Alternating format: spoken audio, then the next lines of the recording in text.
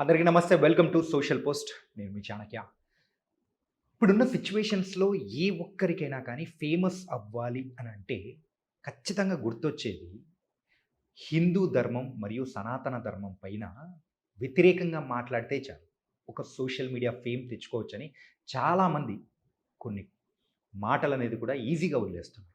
వీటి గురించే కాకుండా ఇంకా మెయిన్గా చెప్పాలంటే ఇప్పుడున్న సొసైటీలో మారుతున్న కాలాలు, మెయిన్గా సనాతన ధర్మం అనేది కూడా ఒక లైఫ్ స్టైల్, కానీ అది ఒక మతం కాదు అని చెప్పేసి కూడా చాలామంది అంటుంటారు. సో దీని గురించి కూడా ఇంకా వివరంగా మనకైతే ఎక్స్ప్లెయిన్ చేయడానికి మనతో పాటు కూడా ఉన్నారు శివరుద్ర సాధువు గారు. మరి ఆయనతో మాట్లాడదాం, అడిగి తెలుసుకుందాం. గురుగారు నమస్తే. నమస్కారం మిత్రులారా, నమస్కారం. శివరుద్ర సాధువు, మీరు నిజంగా సాధువేనా? శివరుద్ర సాధు అనే విషయం ఎలా ఉంటుందంటే మిత్ర, ఒక సాధువు నిజమా, ఒక సాధువు అబద్ధమా అనే ముందు వేషాధారణను బట్టి నిర్ణయించకూడదు, మనలో ఉన్న విషయాన్ని బట్టి నిర్ణయించాలి. అటైర్ నువ్వు కూడా మార్చుకోవచ్చు ఇమీడియట్లీ. నాలాగా ఎరుపు రంగు వేసుకొని కేశాలు పెట్టుకొని చాలామంది ఇప్పుడు వస్తాయి కదా ఇంటికి వెళ్ళారు చిన్న చిన్న చిన్న చిన్న. ఆ మధ్య అఘోరి అని శ్రీనివాస్ వచ్చినప్పుడు పెట్టుకున్నాడు, మళ్ళీ జైల్లో పోగానే పీకేశారు. అంటే ఇమీడియట్లీ వీకెండ్ చేయండి. మన జ్ఞానానికి సంబంధించిన ప్రశ్నలో అది పూర్వంలో ఉన్న కొన్ని జస్టిఫికేషన్ లైక్ గ్రంథాలు, పుస్తకాలు, శాసనాలు ఇవి చెప్పినవి అక్కడ టాలీ అవుతూ ఉంటాయి. అవి చదువుకుంటూ వస్తాయి యాక్చువల్లీ సహజంగా. ఇప్పుడు గ్రంథం చదువుకున్నారనుకోండి ఒక బై హార్డ్, నువ్వు దాంట్లో నేను క్వశ్చన్స్ మీరు వేస్తుంటే నేను చెప్పగలుగుతా. పుస్తక పఠనం ఇది. పుస్తక పఠనంతోనే ఈ రోజుల్లో చాలామంది గురువులు, పీఠాధిపతులు, మఠాధిపతులు ఉన్నారు. మనం తెలుసుకోవాల్సింది ఏంటంటే ఒక సాధువు అవుతాడు అని అన్నప్పుడు సాధువు మాట్లాడిన దాంట్లో ధర్మం ప్రపంచం వైపు ఉన్నదా, అది నిజమా అబద్ధమా అని రుజువు చేసుకునే తరుణంలో గెలిచిన తర్వాతే మీరు పిలిచారు ఇక్కడికి. 1 to time కాదు కదా వచ్చేది. ఏ 200-300 ఛానల్లో ఇంటర్వ్యూస్ అయ్యారు. శివరుద్ర సాధువా కాదా అని అంటే, సాధువు కాకపోతే అసలు నువ్వు నా దగ్గర కూడా రాకపోయేవాడు. సాధువు అని కాబట్టి నువ్వు నా దాకా వచ్చావు, పిలిచావు. ఇప్పుడు ఈ ప్రశ్న ఇలా కూడా వేయచ్చు, ఏం లేదు నువ్వు నన్ను పిలిచిన క్వశ్చన్స్ అన్ని వేరేసావు, సడన్గా నువ్వు హై జంప్ వేసిన క్వశ్చన్ వేసినావు నన్ను అని చెప్పి కట్టాలొచ్చు. నేను ఆ తత్వం నాది కాదు. నా తత్వం సనాతన ధర్మం అని నోటి ద్వారా చెప్పడం కాదు. ఇప్పుడు నువ్వు వేసిన ప్రశ్నలో సనాతన ధర్మం గురించి ప్రశ్న వేసేసి శివరుద్ర సాధు కాదా అని అన్నావు అని అంటే there is no clarity on your question. కాబట్టి అంటే ఫ్రమ్ మై సైడ్ నేను చాలా క్లారిటీ ఉంటాను. శివరుద్ర సాధువు అని నిరూపించింది వీడియో ఛానల్స్. నీలాగా ఎన్ని వందల క్వశ్చన్స్ వేశారు, క్షేత్రానికి వచ్చారు. అప్పట్లో 3 years క్రితం ఏమి జరిగింది, నేను ఫస్ట్ టైం ఛానళ్ళలో కనబడ్డప్పుడు టక టక టక టక ఇక మనోళ్ళు బయలుదేరుతారు కదా, అబ్బో ఎవడో కొత్తోడు వచ్చిండు జుట్టుగాడు అని చెప్పి మీరు బిలీవ్ చేయరు. 3 months వచ్చారు యాంకర్స్. 3 months ఎవ్రీ వీక్ నావి 25-30 పడేటి ఎపిసోడ్స్. అన్ని ఫిల్టరింగ్ అయిపోయిన తర్వాత కూడా క్వశ్చన్ వచ్చింది అని అంటే శివరుద్ర సాధువా కాదా అంటే రివర్స్ క్వశ్చన్, మీరు యాంకరా కాదా. ఎందుకంటే ఇన్ని అయినాక కూడా గురువు శివరుద్ర సాధుని పిలిచి అడిగారంటే ఆ గుండె బతకాలా అంటారు కదా. ఇప్పుడు ఇన్ని అయినాయి, మరి సీన్ గాడి విషయం అయింది, మణిదీపేశ్వర అయింది, ఎన్నో అయినాయి. ఎవ్రీవేర్ వి డిడ్ అంటే జస్టిఫికేషన్ టు దిస్ సొసైటీ. నేనే పీఠాధిపతిని, మఠాధిపతిని అంటే నా క్షేత్రం ఎంతో డెవలప్ అయిపోయేది. మా క్షేత్రం చూసారా మీరు?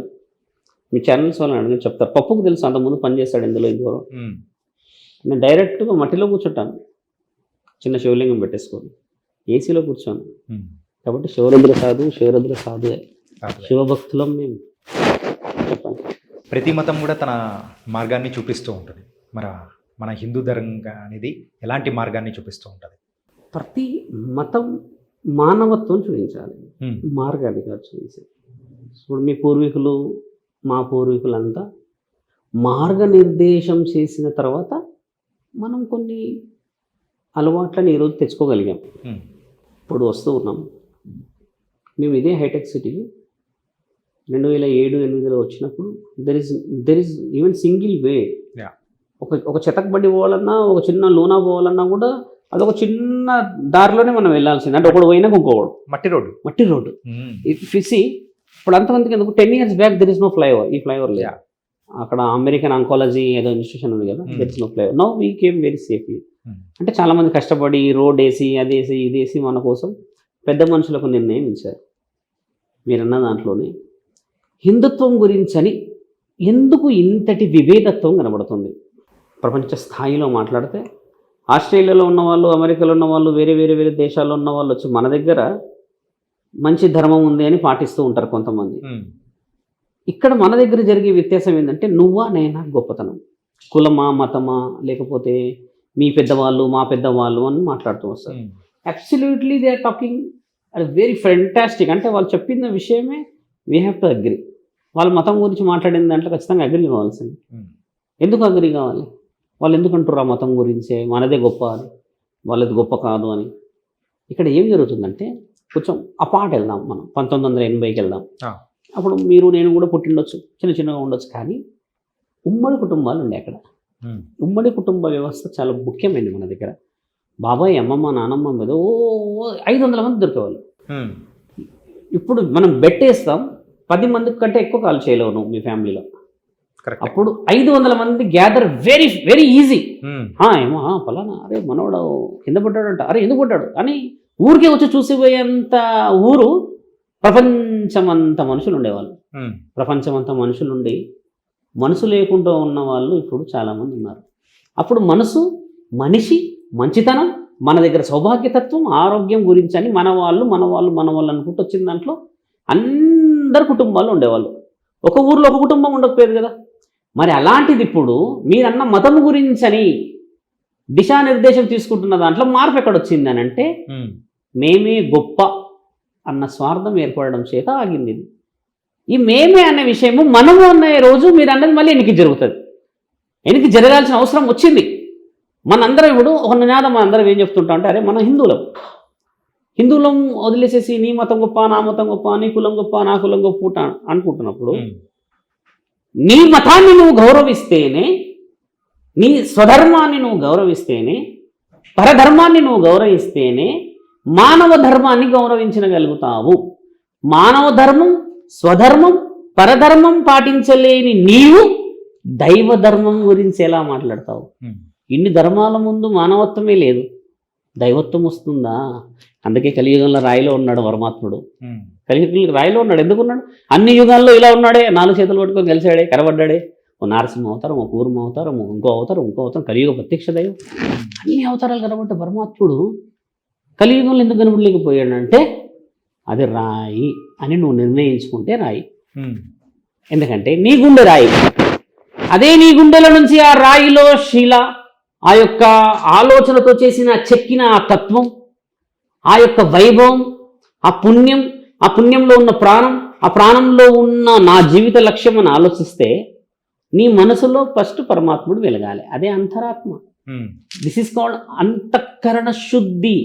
నిన్ను నీవు గెలవలేని అంతఃకరణ శుద్ధిలో పరమాత్మని ఎలా చేరగలవు?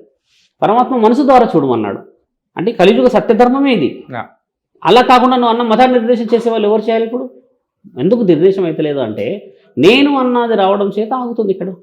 ఇది తగ్గింది ఇప్పుడు. అంటే నాకు తెలిసి ఎక్కువ కుటుంబాలలో కొన్ని చూస్తాం స్వామి. అంటే నేను కులం గురించి ఎక్కడ విషయం మాట్లాడలేదు చెప్తున్నా.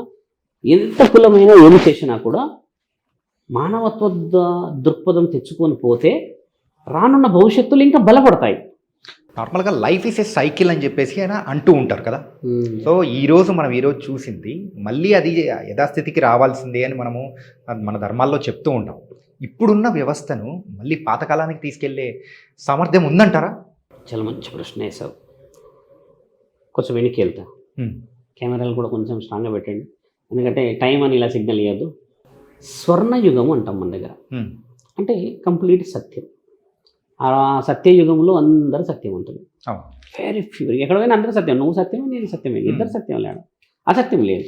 తర్వాత ఇంకొక యుగం ఏమొచ్చిందనంటే కొంచెం అసత్యం వచ్చింది, కొంచెం సత్యం వచ్చింది. ఈ ఇద్దరి మధ్య గొడవ జరిగింది. అంటే రాముడి మధ్యలో జరిగింది, రావణాసుడు మధ్య. సో పేరు చూడండి, రాముడు రావణాసుడు, రా రెండే వచ్చాయి.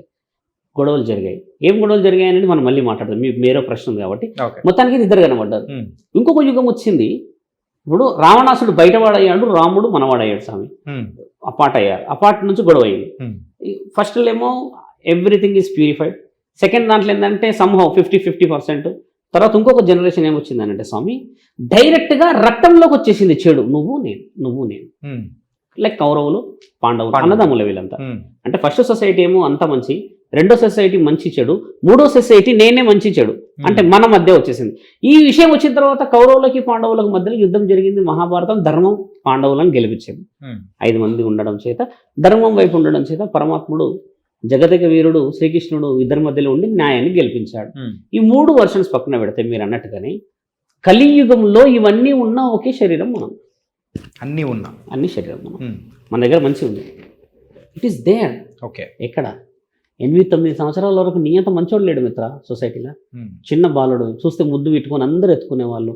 నువ్వు ఏది చేసినా, నువ్వు అన్నం తిన్నా ఆ వేడిది అమ్మ మీద పడేసినా నాన్న తగిలిందా అని దగ్గర తీసుకొని మళ్ళీ నేను ఫ్రెష్ చేసేది. మళ్ళీ నీలో చెడు మంచి వచ్చి యుక్త వయసుని చూసే తరుణంలో కూడా మనకి గురువు లేకపోయా. గురువుని ఈరోజు మనము ఈ పంట చింతపండు ఏనికి బయలుదేరాం. పుస్తకాలతో కొడతాం, కర్రలతో కొడతాం, రాళ్ళతో కొడతాం, అది వదిలేసి ఇప్పుడు ఫేస్బుక్ ద్వారా కొడుతున్నాం. Somehow we're taking picture and some ఏదో బ్యాడ్ కమెంట్ ఆయన ఎక్కడ ఉన్నప్పుడు తీసా అంటే ఇండైరెక్ట్గా వీఆర్ స్పాయిలింగ్ అవర్ ఫ్యూచర్. ఒకటి కదా. మూడో విషయం, నీకు ఒక వయసు వచ్చిన తర్వాత 25, 22 వచ్చినప్పుడు భార్య రూపానో లేకపోతే నీ ఉద్యోగ రూపంలోనో మంచిగా ఉందాం అనే సమయానికి నీ వాళ్ళే నీకు వెన్నుపోటు అయ్యారు. వాస్తవం కదా. వెన్నుపోటు మన వాళ్ళే అయ్యారు. బాగా గమనించండి. మన వాళ్ళంటే ఇన్ ద సెన్స్ ఫ్రెండ్స్, నిన్ను నమ్మిన వ్యక్తులు. నీకు వెన్నుపోటు పొడిచేది కూడా కాదు నాయన, నీ వ్యక్తులే. ఎవరికైతే నీ వీక్నెసెస్ తెలుస్తాయో, ఎవరికైతే నీ హ్యాబిట్స్ తెలుస్తాయో వాడే పొడుస్తాడు. పోడు నిన్ను చోరుతో చదువుచి నిన్నెందుకు పొడుస్తా చాణక్య? నాకేం తెలుసు చాణక్య గురించి? ఎర్రగా ఉన్నాడు, బుర్రగా ఉన్నాడు, ఇది చూస్తే అంతేగాని చాణక్య దగ్గర ఏ స్ట్రెంగ్త్ ఉంది, ఏ వీక్నెసెస్ ఉంది, ఏ ఫైనాన్స్ ఉంది, a emotion that I can not go. కానీ చాణక్య మాత్రం ఒకవేళ నన్ను నమ్మితే చెప్తాడు, నేను ఒకవేళ దుర్మార్గుడినైతే ఏడపడు వాళ్ళు అక్కడ పొడుస్తాను. ఇది జరుగుతుంది 3వ తరుణంలో. 4వ తరుణం మీరు అన్న విషయం ఏంటంటే మిత్ర, అందరికీ అవకాశం ఇచ్చింది నీవే. తల్లిదండ్రుల్ని గౌరవించలేవు. చిన్నప్పుడు నేను నల్లారు ముద్దుగా చూస్తే మా అమ్మ ఉన్నదిలే అన్న ధైర్యంతో ఏదైనా చేయడానికి దిగజారావు, గొడవపడ్డావు, పంచాయతీ చేసావు. యుక్త వయసులో నేను గైడ్ చేయడానికి వచ్చిన గురువుని తక్కువ అంచనేసావు.